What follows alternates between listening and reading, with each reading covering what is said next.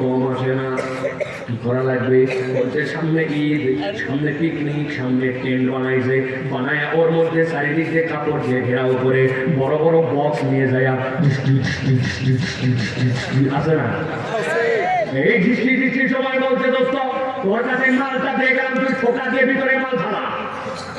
ও ঠোকা দিয়ে ভিতরে মাল ফেলছো, কোথার থেকে যেন একটা পুড়িয়া নিয়ে আসছে, কুচকুচ করে কেটে বলছে এবার খেয়ে ঢুকাই দিলাম, ধরাইয়া দেখ।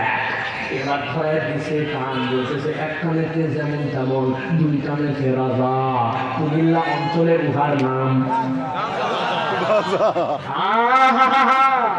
সেই বন্ধু আগে বিড়ির গন্ধ সহ্য করতে পারতো না, ও এখন বন্ধুর সাথে ঘুরে ঘুরে গাঁজা খোর হয়েছে, নেশা খোর হয়েছে, মাদকাসক্ত হয়েছে।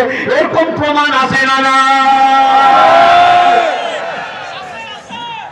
আল্লাহ বলছে, চিৎকার করে বলছে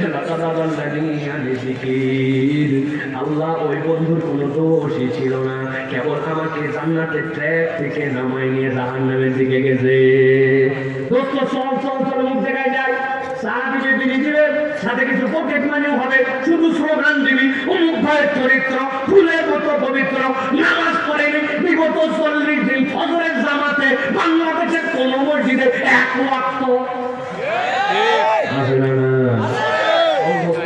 স্লোগান দেওয়া লাগবে, গেছে খেচ্ছে খেচ্ছে স্লোগান দিছে, নামাজ নাই, কালাম নাই, দিন নাই, ইসলাম নাই, ইচ্ছা মতো চলাইছে।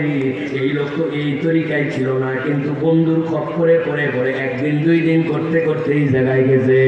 আল্লাহ বলছেন ও তখন চিৎকার করে বলবে আমি দিতে পারি জানি ও কেন সেই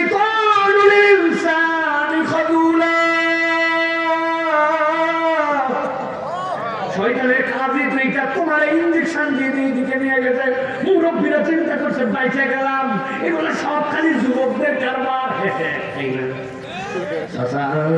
আপনার কিন্তু খবর আছে বললাম, আপনি আসলে নামাজের পরে বাংলাদেশের পার্লামেন্ট হাউস আপনার এলাকায় যেটা আছে ওখানে তো বসেন বসেন না, সেভেন তো স্টলে বসছে, পজিটিভ কোনো কথা নাই। ডান পাশে বসছে বিগত কমিটির সেক্রেটারি, বামে বসছে সহসভাপতি, মধ্যে কেশিয়ার।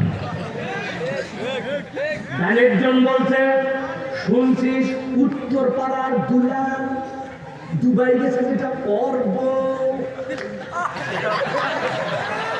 বলার মতো কথা না, তাও বলি দুইটা দুলালের পরে পামের জন বলছে রাত তোর দুলাল। আমাদের মসজিদে ইমাম সাহেবের ঘটনা জানি, দুইটা দোষ মারাইছে। ইমাম সাহেবের দোষ বর্ণনা করতে শুরু করছে, ইনি দুলালের বউ, ইনি অমুক তমুক হ্যান ত্যান করে চলতে আছে। ওরে জমা জমছে, চা খায় আর দোষ বর্ণনা করে।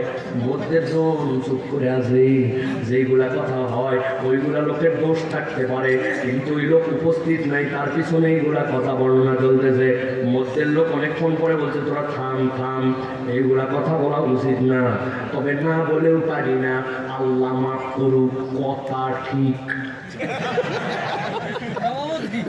বুঝলে ভাই, তুমি বুঝাচ্ছি সবচেয়ে স্বামীর মুরব্বী একটা যৌক্তিক সমাধানে আসলো, এইগুলা কথা বলা ঠিক না, না বলেও পারি না, আল্লাহ মাফ করুক, কথা ঠিক। এটা বুড়া খাটা আছে না, দুইজনের সাথে এক জায়গায় হলেই উনি 3 নম্বরে ক্লিক দেয়, ঠিক কিনা?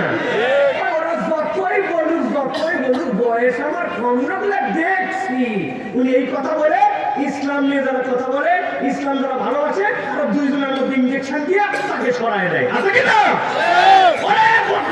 বদমাইশ আল্লাহ বলতেছেন তোমার এই চাকর বন্ধু আড্ডাবাজ আসার পরে তার নাম ধরে বলবা না, আড্ডা কি ফুলান খলিলা, ওর সাথে চায়ের আড্ডায় না বসলে আমার জান্নাত হয়ে যেত।